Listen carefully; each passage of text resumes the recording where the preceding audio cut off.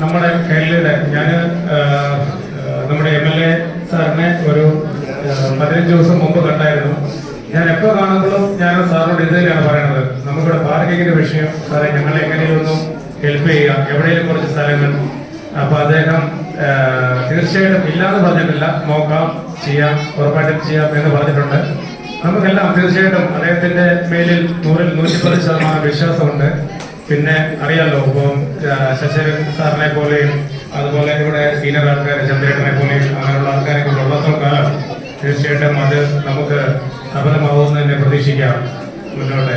തീർച്ചയായും ഉണ്ണിധരൻ സാറിനെ എനിക്ക് ഇന്ന് ഇച്ചിരി കൂടുതൽ ഇഷ്ടമായെന്ന് തോന്നുന്നു. Thank you so much. അദ്ദേഹം ഈ കഴിഞ്ഞ ദിവസം മരണപ്പെടുകയുണ്ടായി. അദ്ദേഹത്തിന്റെ വേണ്ടി ഒരു 2 മിനിറ്റ് എല്ലാവരും ഒന്ന് എഴുന്നേറ്റിരുന്ന് മൗനം വേണം. നമ്മുടെ ഈ ഒരു കൈകളി ഇത്രയൊക്കെ രീതിയിൽ കെട്ടിപ്പടുക്കാൻ ആദ്യകാലത്തിലുണ്ടായിരുന്ന സെക്രട്ടറി ആയിട്ടൊക്കെ പ്രവർത്തിച്ച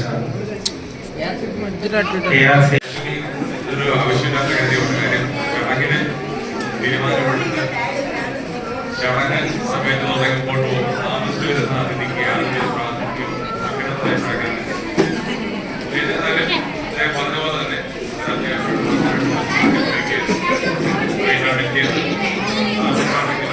ഇവിടെ ഉദ്ദേശിച്ചെത്തിയതാണ്.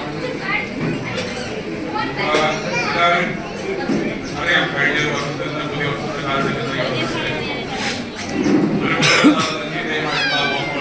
ഓരോരോ വ്യക്തി ജീവിതത്തിലും കൂട്ടായ്മകളൊക്കെ ഉണ്ടായിട്ടുണ്ടാകാം. അതിനെക്കുറിച്ച് എനിക്ക് പറഞ്ഞിട്ടുണ്ടാകും.